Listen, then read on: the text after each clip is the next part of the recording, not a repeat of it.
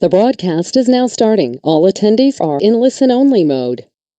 Hello and welcome everyone for today's field brief device, or as we refer to it as FBA10s here at OSHPD, presented to you by the OSHPD Inspection Services Unit. Today we're going to be going over the Test Inspection and Observation Program and the Design Professional of Record responsibilities.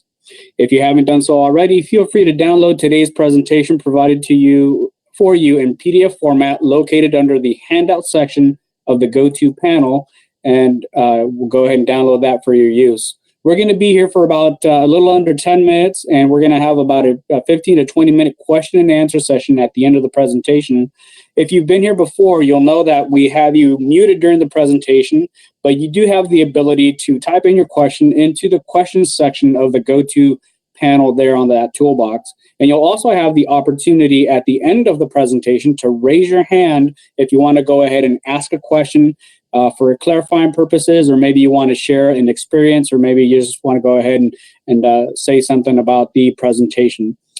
Please keep your questions generic as we are in this presentation. If you have a specific question and you want to have a more in-depth conversation, feel free to email oshpd.fddisu@oshpd.ca.gov. Again, that's oshpd.fddisu@oshpd.ca.gov. If we experience transmission difficulties, or if you do as well, please feel free to log off and log back in using the information that the Go-To software sent you, and we will do the same. Today for presenter, we have Monica Colosi. She is a compliance officer here at the Office of Statewide Health Planning and Development. And in the background, we'll have the rest of the ISU team, Inspection Services Unit team, answering questions in the text box and also during the question and answer session. So, Monica, if you're there, the presentation's all yours. Thank you, Cesar. Good afternoon to everybody. And yes, today we will talk about TIO responsibilities. What about DPOR? What about IOR? And Cesar is helping me to change the slides. Thank you so much. So, do IOR and DPOR have the same responsibilities when we talk about TIO? First of all, as a reminder, the TIO means Testing, Inspection, and Observation Program. And maybe because the subject is about inspection, it could come in mind IOR, therefore IOR responsibilities. But this is not right. The DPOR is responsible. But where does it say the design professional record is responsible for the TIO, and responsible exactly for what? So if you go to the administration code, the 7-141A, there you can see the explanation about the design professionals to be responsible for the administration of the TIO. Last week, Cesar presented the field brief advice of how to fill up the TIO form. So we will not repeat here what Cesar already mentioned.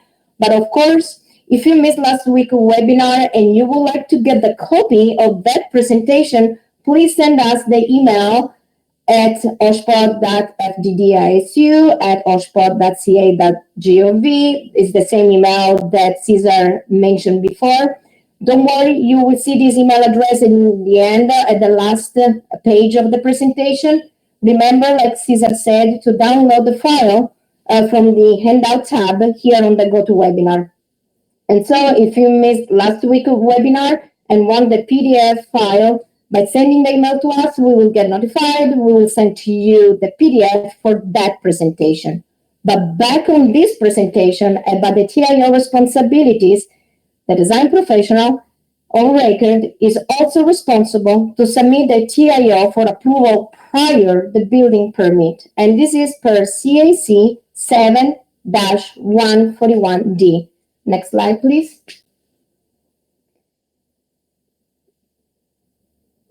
Cesar? Yes, it might take a little bit, but it's switched. Thank you. Who is the design professional on record? It is the design professional in charge of the project. The architect or structural engineer is responsible charge for most of the projects. There are exceptions and other classifications of design professionals, and those information are in the administration code listed in this slide. But why are we saying this? Design professionals might feel overwhelmed. Therefore, we are highlighting that can also be delegates. It can be also be alternates. Delegate is architect or engineer with authority passed on from the design professional record. And alternate are architect or engineer with shared authority from the delegate. So that is just an highlight that we want to suggest to you in case you feel overwhelmed and there are so many things that you had to worry during construction. You can ask for help. Next slide, please. I keep waiting until the slide will show up. Okay. That being said, what are the design professional record responsibilities per each section of the TIO? Section B, C, and D. On these sections, the design professional record needs to identify material and test, approved agency and or individuals.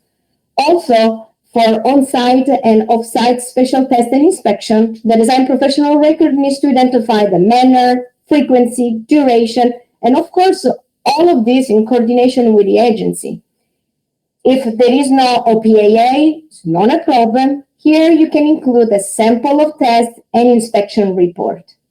The section E is a new section, and it is for California Energy Code. It needs to be filled up as well, as Cesar explained last week. These sections involve multiple parties, not just the design professional record. And you can see here where in green, there are the parts involving the design professional record, in red, the IOR, in blue, OSHPD.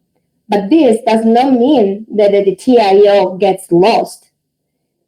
The design professional is responsible to manage the document and is best practice for design professional of record to maintain a good communication with the inspector of record, with OSHPD. Design professional record should keep one TIO, and this is a challenge. We all recognize that. But the TIO should be one with all the updates as a live document as TIO is. And avoid to have pieces here and there because it could be difficult to reassemble them once OSHPD needs to look at that TIO. As a reminder, DPOR can have their own TIO as long as the minimum information required are provided. Next slide, please.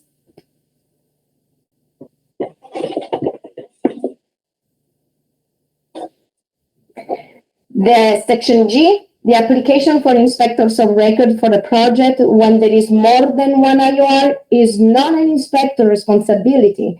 Design professional record needs to gather the information. It could happen that design professional sends the section to the inspectors to fill them up, but then they need to send it back to design professional record.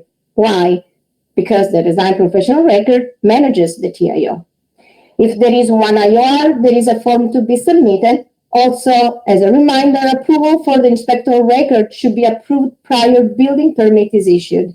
And the form that I just mentioned is the OSHPD-FD-124.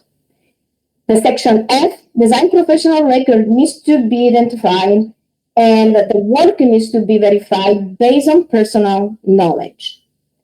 Different sections of the code refer to personal knowledge. There is the admin code 7-141H, which refers to the 7-151 and the 7-141I. And very important, the section 7-151 refers to the health and safety code, the section 129.830.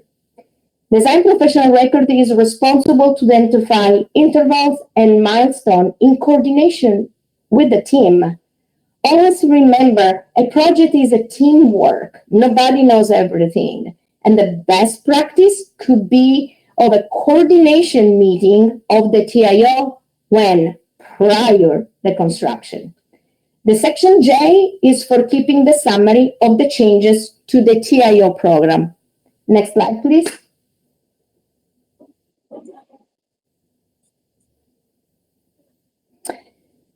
Let's talk a little bit more about the Section F. Design professional record, again, is responsible to gather the information from the professionals, IOR, special inspectors, test lab, OSHPOD. Again, the best practice is to keep everything in one TIO. We, the inspection service unit, are sending 2 times per week a tip of the day. And one of these tip of the day was regarding the outstanding item list during plan review. Design professional record is responsible to get the Section F signed once the oil gets cleared. And again, if you missed the tip of the day, email us. This is the same email that I mentioned before that you will see in the end of the presentation. There are more tip of the day that are coming on the way. So if you didn't subscribe, go to OSHPOD website on the top right, click subscribe and select Inspector Service Update and Inspection Service Tip of the Day. So you will be covered on that portion. Back on the TIO, the design professional record is responsible for closing out the project. And this includes also the TIO. Needs to be done as well. Next slide, please. Yeah, the phone audio. There is some loud noise. Sorry. Monica sounds like really far away when I call in. And I'm gonna use, I forgot I have actually speakers. Okay. Monica, go ahead. Now, Go what ahead. about the IOR? The IOR does not administer the TIO and does not manage the TIO. The IOR is responsible of continuous inspection, sign them off. The IOR is responsible to keep a copy of the TIO at the job site with the rest of the approved documents, field record, job site observation, reports. The IOR is also responsible to issue her VCR. And we are not going through all of these documents because we are talking specifically for the TIO responsibilities on this webinar. And clearly, the IOR per code is not required to administer the TIO. Next slide, please.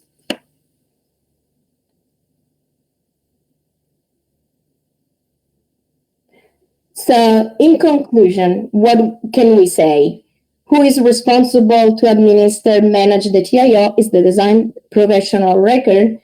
And who does it keep all the documentation at the job site, including the TIO, is the IOR. And can, for a favor, the design professional record ask the IOR to maintain and administer the TIO? Absolutely not. And we give 3 little best practice information. So the design professional record can get, of course, the updates from the IOR inspections when the design professional record is not at the job site, as well as the design professional record can obtain personal knowledge from others between the design professional record's job site visit, which means the design professional record needs to go to the job site eventually. And also, the design professional record should keep only one TIO to avoid any confusion. Next slide, please.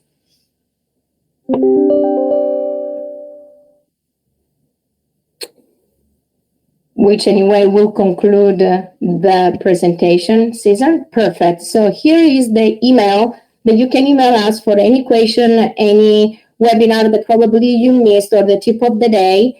And from now, so again, you can ask whatever you need some clarification, or you can raise your hand now on the tab that you can see on the Go to Webinar for a generic question, of course. Thank you. Thank you, Monica. That's a lot of good information, and I want to thank you for taking the time to present that to the group. So, also want to encourage those who are on this call, on this webinar, to go ahead and raise your hand and participate in an open forum, open discussion as to whether needing further clarification on maybe what an OPAA is or what anything else having to do with the DPOR of record or the design professional of record responsibilities are with the TIO. So I'd like to do, like we've done in the past, look through the list of names and look for raised hands within this, the go to attendee section form on my end. So if you want to participate, feel free to raise your hand and go ahead and unmute you, and we'll unmute yourself once we see that raised hand. So Up until now, I don't see any raised hands, but I'll take the opportunity while we have a little bit of time to explain to you what the OPAA is, as Joel did ask in the typed question. The OPAA is a OSHPD pre-approval agency test, which is a test lab, and those list of agencies can be found on OSHPD's website at www.oshpd.ca.gov. So again, we want to give you this opportunity to raise your hand and ask a question or ask for further clarification on anything that you may have heard or listened to, or maybe you have a question about a previous FBA10 that you didn't get a chance to ask. We can field those questions as well. Robert, we do see you have your hand up. I'd like to go ahead and unmute you if you'd like to unmute yourself, Robert. I just want to be sure, am I unmuted? You are unmuted. Okay. My comment, first of all, is all of your webinars from your department have been most informative, and I've found them of a lot of benefit. My question first is, when the itinerary first came out for these webinars, I showed in my record as I registered for each of them that today's topic or subject was going to be by an electrical person by the name of Mike Mars. Did I misunderstand, or has there been a change to the original itinerary? Has been a change, Robert, and we notified, and it was, we recognize it was a short notice, so the electrical equipment will be presented on June 16th. So we basically switched this presentation with the electrical equipment. The two webinars basically got flipped. Well, please don't take any insult of my inquiry of this, because I did preface my question that they've all been informative, and that, of course, includes your webinar as well. But as it's serendipitous that you would be giving the webinar on this topic, the TIO, last seminar or webinar, I should say, I queried or asked a question about non-material or changes to the code. It's in that section J. And I was kind of puzzled that it was you, Ms. Colosi, that gave the answer to the question. I can't remember if you quoted a code section of which the the authority having jurisdiction, of course, yes, required a synopsis of these non-material changes to the work. Now, I only ask this again because my recollection is, in terms of code requirements, I thought that materially alteration, which kind of predicated or was predicated, I think it originated, did it not, from either a pin or a can. That is, my recollection is that it wasn't promulgated or part of an actual latest building code cycle. I'm still a little puzzled as to why and for what methodology would OSHPD be interested, for that matter, anybody, in changes or alterations to the work that are non-materially altered. It seems like that would take up a lot of, confusion or efforts on all the team members, whether an IOR or a DPOR or whomever, to try to explain what is it and why was it that non-materially altered changes need to be part of the TIO program. Can you expound on that a little bit? Yes, definitely. And I don't know if we can share the code on the screen, or if you have the code, go to the administration code, and the section is 7-153. Okay. And you pass the first, let's say the right page, so you flip and should be, let's say, page 170. Okay. And on the right column, almost in the middle, it says after point 8, it says, if the architect or engineer in responsible charge of a project determines the changes to the approved construction document are necessary but do not materially alter the work, all such changes should be stamped and signed. So basically, when there is an alteration anyway in the drawings, these drawings needs to be followed. So in order basically to tell to the contractor, this is what you need to build, it needs to be keeping track. And that is the reason why, simply to stamp and sign. It doesn't go as a change order, but keep in mind also another things.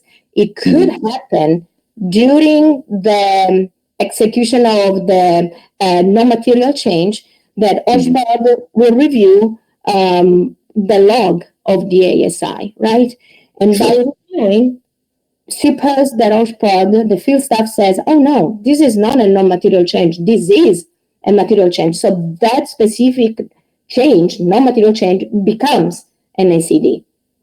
So one way or another, one needs to be keeping track record into the system. I understand.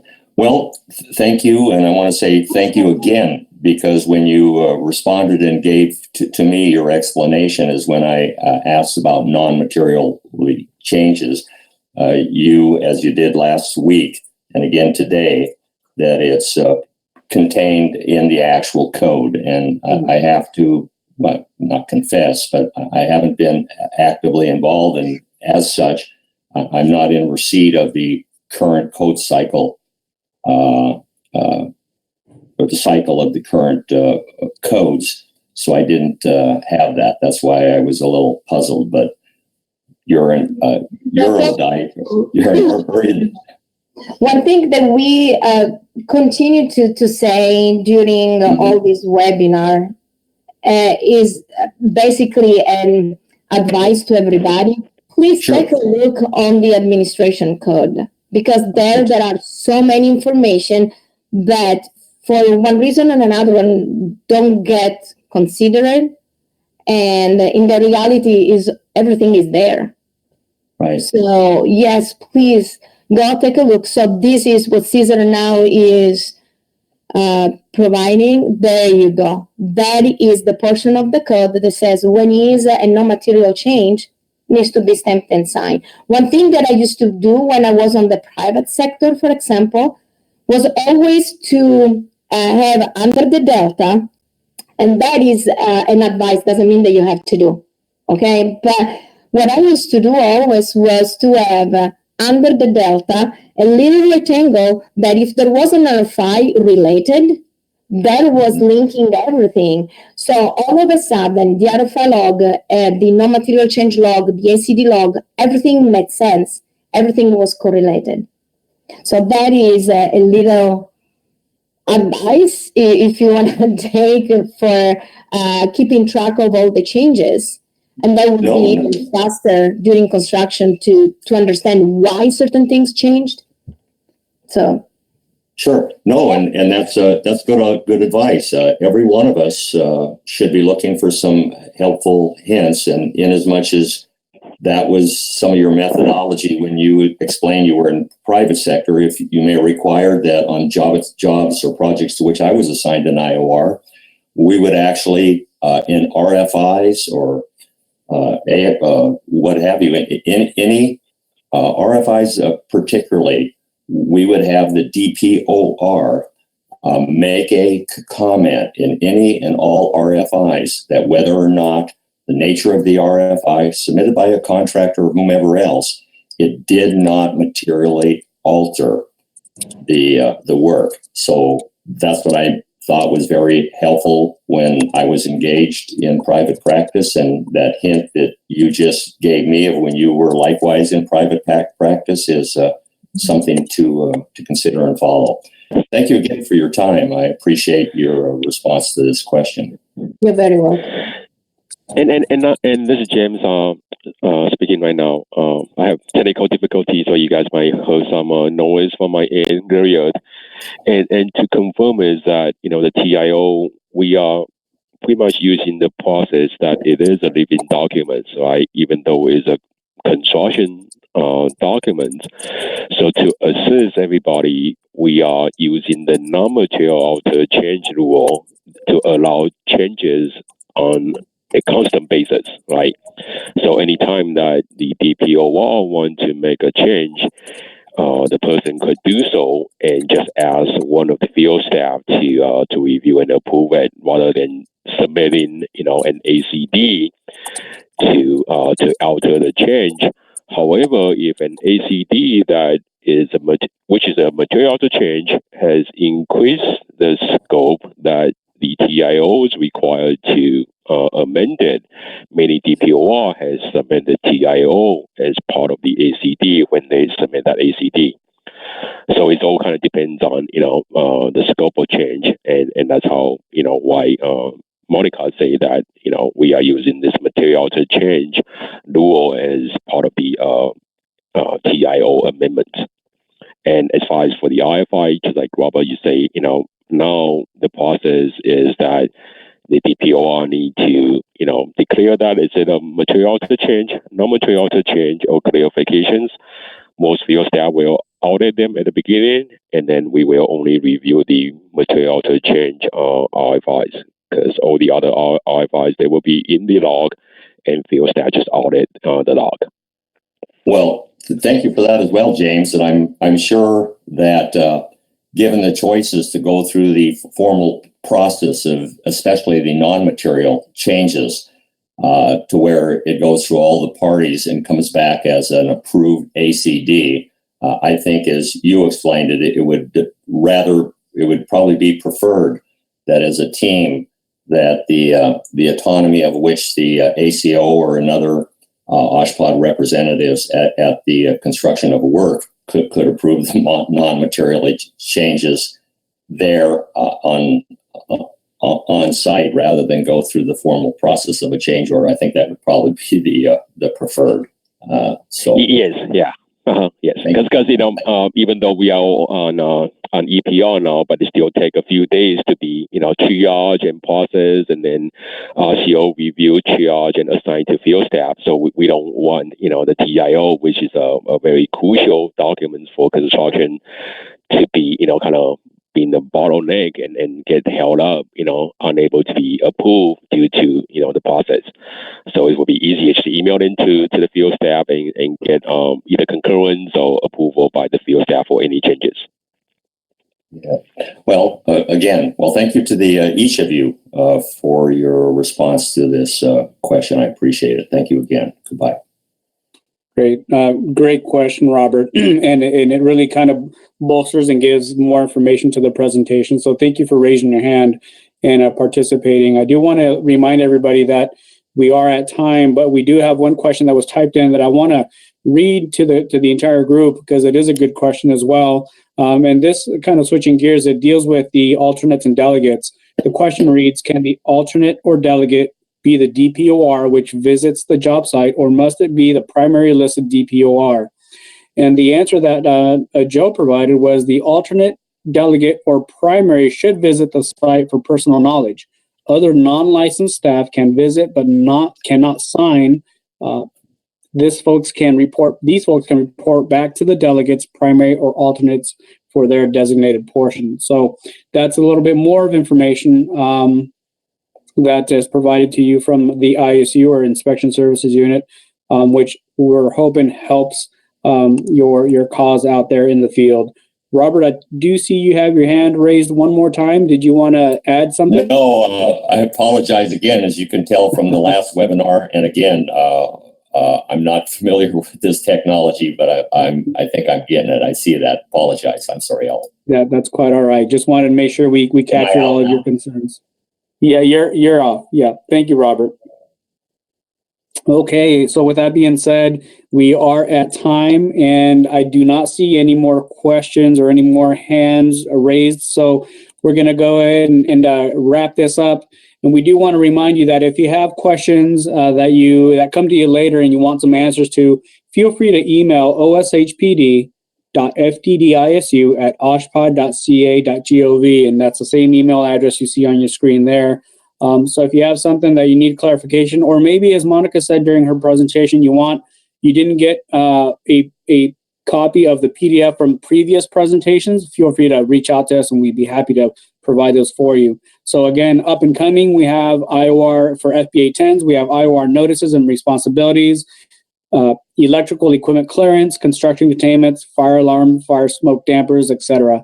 So if you haven't done so already, and if you don't know, you can sign up to receive email notifications from the ISU unit by going to our website and clicking subscribe under the upper right hand corner on that screen, and you have a list of options as to what you can subscribe for. So with that being said, we want to go ahead and thank you for being here. So until next time. Hold on, Caesar. Amanda just submitted her questions. I don't know if we want to just answer. She is still on the line right now about the changes to the TIO form. Yeah, I do not see the question, but go ahead, James, if you want to go ahead and answer that question.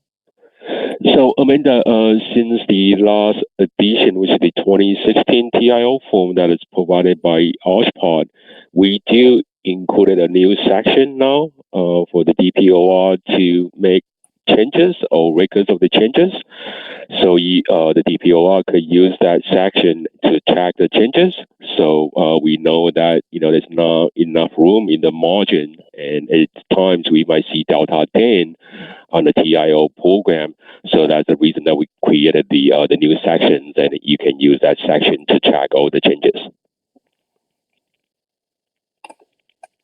All right. Thank you, James, for catching that. I was reading the closing comments. So again, want to give you the opportunity to type in a question if you have a question, or maybe raise your hand. I'm going to go over it one more time and make sure that we do answer your questions, and we're happy to do so. So let me peruse through the list of names real quick and make sure that no one else has their hands raised. And no more questions in the question box. So I'm going to go ahead and close the webinar just like we do always. And I want to thank you for being here, and thank you for doing your part in providing access to safe, quality healthcare environments throughout the state of California. Have a good day and stay warm and stay cool and be safe. Until next time.